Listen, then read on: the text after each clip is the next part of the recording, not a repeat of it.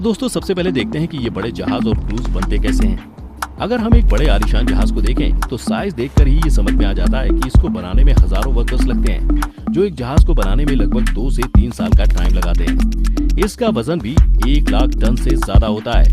आपको ये बात जानकर हैरानी होगी कि एक क्रूज शिप पर लगभग 8 से 8,500 लोग एक साथ सफर कर सकते हैं।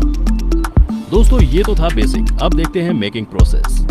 वैसे कई कंपनीज हैं जो ये बड़े बड़े जहाज बनाती हैं, जैसे Hyundai heavy industries, Samsung heavy industries, Mitsubishi heavy industries, STX ship building और इनके अलावा भी कई कंपनी हैं जो ये बड़े बड़े जहाज बनाती हैं। आज हम आपको मेकिंग दिखाएंगे कैसे मित्सुबिशी हैवी इंडस्ट्रीज ने बनाया अपना एडा प्राइमा क्रूज। सबसे पहले तो इतने बड़े जहाज को कहां बनाया जाए, क्योंकि अगर समंदर से दूर बनाया जाए तो फिर इतने बड़े शिप को समंदर में ट्रांसपोर्ट करने में दिक्कत आ सकती है और एक शॉट में अरबों का नुकसान हो जाएगा।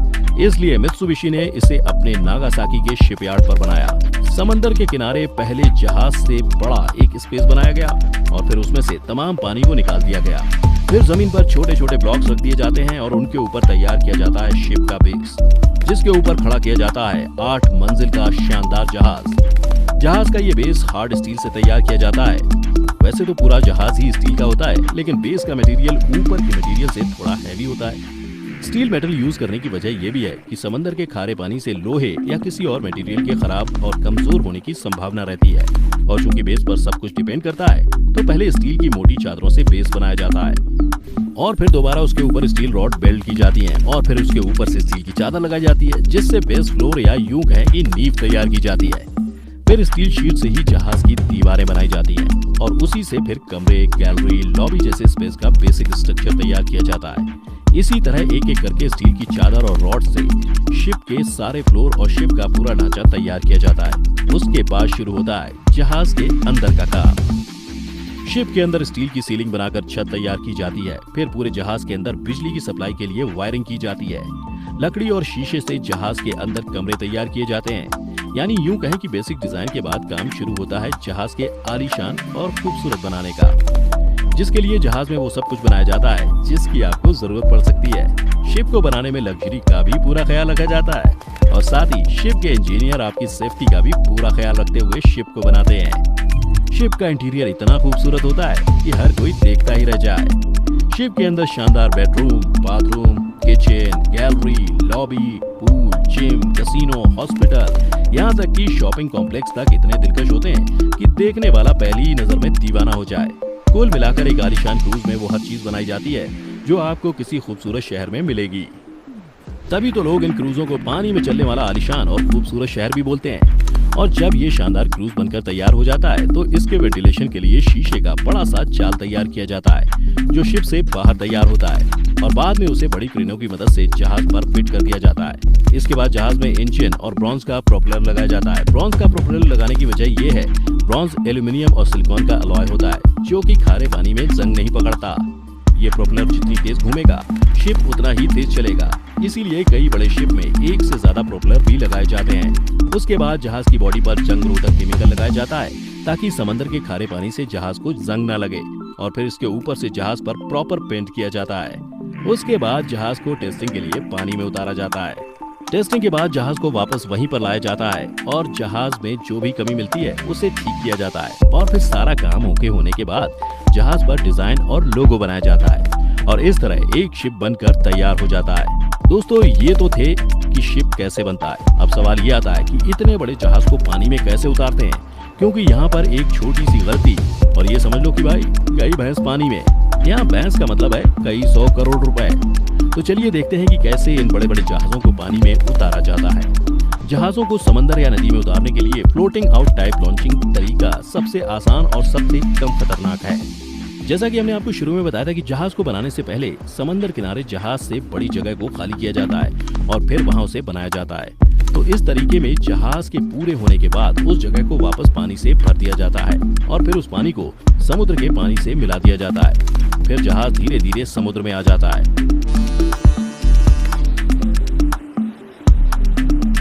दोस्तों ऐसे जहाज को इसके अलावा भी 3 तरीकों से पानी में उतारा जाता है, जिसमें सबसे पहला है ग्रेविटेशनल टाइप लॉन्चिंग। इस तरीके में जहाज को समुद्र के किनारे लाकर ट्रेन की पटरी जैसे स्ट्रक्चर पर सेट किया जाता है। फिर इस सेट की ऑयलिंग और ग्रीसिंग की जाती है ताकि फ्रिक्शन को कम किया जा सके और जहाज आसानी से फिसलकर समुद्र में चला जाए।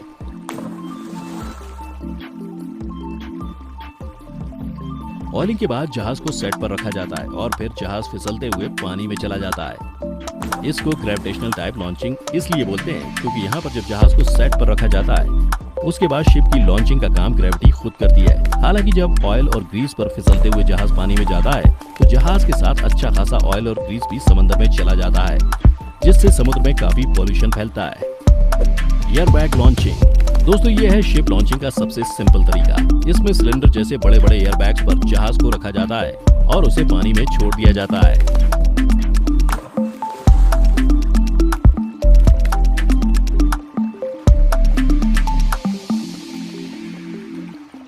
मैकेनिकल टाइप लॉन्चिंग दोस्तों अब तक हमने जितने भी तरीके देखे ये उनमें सबसे खतरनाक है और इसी वजह से इस तरीके से बड़े जहाजों को पानी में नहीं उतारा जाता है क्योंकि उनके डूबने का खतरा ज्यादा होता है। इस तरीके में ट्रक, ट्रेन या किसी और मशीन की मदद से जहाज को उठाया जाता है और पानी में रखा जाता है। अब आप समझ ही गए होंगे कि सिर्फ छोटे जहाजों के लिए ही ये तरीका। तो दोस्तों सबसे पहले देखते हैं कि ये बड़े जहाज और क्रूज बनते कैसे हैं।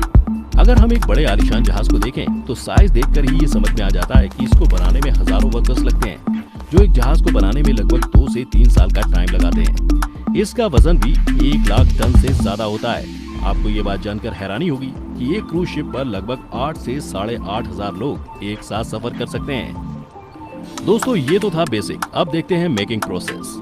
वैसे कई कंपनीज हैं जो ये बड़े बड़े जहाज बनाती हैं, जैसे Hyundai heavy industries, Samsung heavy industries, Mitsubishi heavy industries, STX ship building और इनके अलावा भी कई कंपनी हैं जो ये बड़े बड़े जहाज बनाती हैं। आज हम आपको मेकिंग दिखाएंगे कैसे मित्सुबिशी हैवी इंडस्ट्रीज ने बनाया अपना एडा प्राइमा क्रूज।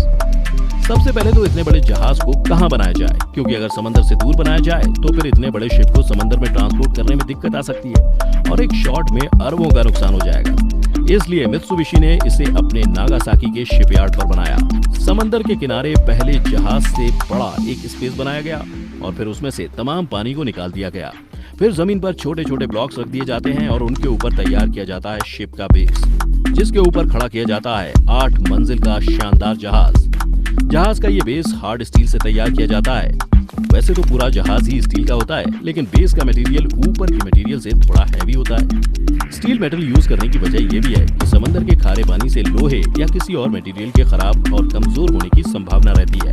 और चूंकि बेस पर सब कुछ डिपेंड करता है तो पहले स्टील की मोटी चादरों से बेस बनाया जाता है और फिर दोबारा उसके ऊपर स्टील रॉड वेल्ड की जाती हैं और फिर उसके ऊपर से स्टील की चादर लगाई जाती है, जिससे बेस फ्लोर या यूं कहें कि नींव तैयार की जाती है। फिर स्टील शीट से ही जहाज की दीवारें बनाई जाती हैं और उसी से फिर कमरे, गैलरी, लॉबी जैसे स्पेस का बेसिक स्ट्रक्चर तैयार किया जाता है। इसी तरह एक एक करके स्टील की चादर और रॉड से शिप के सारे फ्लोर और शिप का पूरा ढांचा तैयार किया जाता है। उसके बाद शुरू होता है जहाज के अंदर का काम। शिप के अंदर स्टील की सीलिंग बनाकर छत तैयार की जाती है। फिर पूरे जहाज के अंदर बिजली की सप्लाई के लिए वायरिंग की जाती है। लकड़ी और शीशे से जहाज के अंदर कमरे तैयार किए जाते हैं। यानी यूं कहें कि बेसिक डिजाइन के बाद काम शुरू होता है जहाज के आलीशान और खूबसूरत बनाने का, जिसके लिए जहाज में वो सब कुछ बनाया जाता है जिसकी आपको जरूरत पड़ सकती है। शिप को बनाने में लग्जरी का भी पूरा ख्याल रखा जाता है और साथ ही शिप के इंजीनियर आपकी सेफ्टी का भी पूरा ख्याल रखते हुए शिप को बनाते हैं। शिप का इंटीरियर इतना खूबसूरत होता है कि हर कोई देखता ही रह जाए। शिप के अंदर शानदार bedroom, bathroom, kitchen, gallery, lobby, pool, gym, casino, hospital, यहाँ तक कि शॉपिंग कॉम्प्लेक्स तक इतने दिलकश होते हैं कि देखने वाला पहली ही नजर में दीवाना हो जाए। कुल मिलाकर एक आलीशान क्रूज में वो हर चीज बनाई जाती है जो आपको किसी खूबसूरत शहर में मिलेगी। तभी तो लोग इन क्रूजों को पानी में चलने वाला आलीशान और खूबसूरत शहर भी बोलते हैं। और जब ये शानदार क्रूज बनकर तैयार हो जाता है तो इसके वेंटिलेशन के लिए शीशे का बड़ा सा जाल तैयार किया जाता है जो शिप से बाहर तैयार होता है और बाद में उसे बड़ी क्रेनों की मदद से जहाज पर फिट कर दिया जाता है। इसके बाद जहाज में इंजन और ब्रॉन्ज का प्रोपेलर लगाया जाता है। ब्रॉन्ज का प्रोपेलर लगाने की वजह ये है, ब्रॉन्ज एल्यूमिनियम और सिलिकॉन का अलॉय होता है जो कि खारे पानी में जंग नहीं पकड़ता। ये प्रोपेलर जितनी तेज घूमेगा शिप उतना ही तेज चलेगा। इसीलिए कई बड़े शिप में एक से ज्यादा प्रोपेलर भी लगाए जाते हैं उसके बाद जहाज की बॉडी पर जंग रोधक केमिकल लगाया जाता है ताकि समंदर के खारे पानी से जहाज को जंग न लगे, और फिर इसके ऊपर से जहाज पर प्रॉपर पेंट किया जाता है।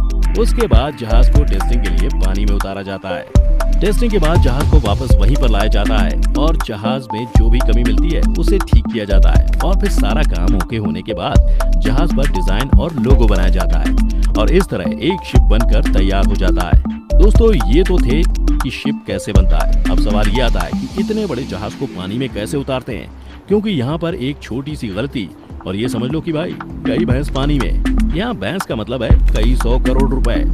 तो चलिए देखते हैं कि कैसे इन बड़े बड़े जहाजों को पानी में उतारा जाता है। जहाजों को समंदर या नदी में उतारने के लिए फ्लोटिंग आउट टाइप लॉन्चिंग तरीका सबसे आसान और सबसे कम खतरनाक है।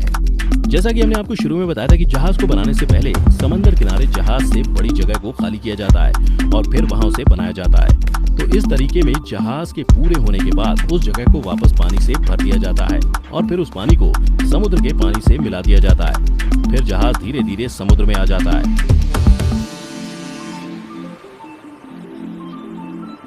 दोस्तों, ऐसे जहाज को इसके अलावा भी 3 तरीकों से पानी में उतारा जाता है, जिसमें सबसे पहला है ग्रेविटेशनल टाइप लॉन्चिंग। इस तरीके में जहाज को समुद्र के किनारे लाकर ट्रेन की पटरी जैसे स्ट्रक्चर पर सेट किया जाता है। फिर इस सेट की ऑयलिंग और ग्रीसिंग की जाती है ताकि फ्रिक्शन को कम किया जा सके और जहाज आसानी से फिसलकर समुद्र में चला जाए।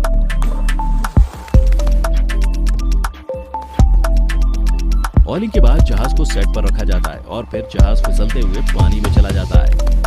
इसको ग्रेविटेशनल टाइप लॉन्चिंग इसलिए बोलते हैं क्योंकि यहाँ पर जब जहाज को सेट पर रखा जाता है उसके बाद शिप की लॉन्चिंग का काम ग्रेविटी खुद करती है। हालांकि जब ऑयल और ग्रीस पर फिसलते हुए जहाज पानी में जाता है तो जहाज के साथ अच्छा खासा ऑयल और ग्रीस भी समंदर में चला जाता है, जिससे समुद्र में काफी पॉल्यूशन फैलता है। Air bag launching. दोस्तों, ये है शिप लॉन्चिंग का सबसे सिंपल तरीका। इसमें सिलेंडर जैसे बड़े बड़े एयर बैग्स पर जहाज को रखा जाता है और उसे पानी में छोड़ दिया जाता है।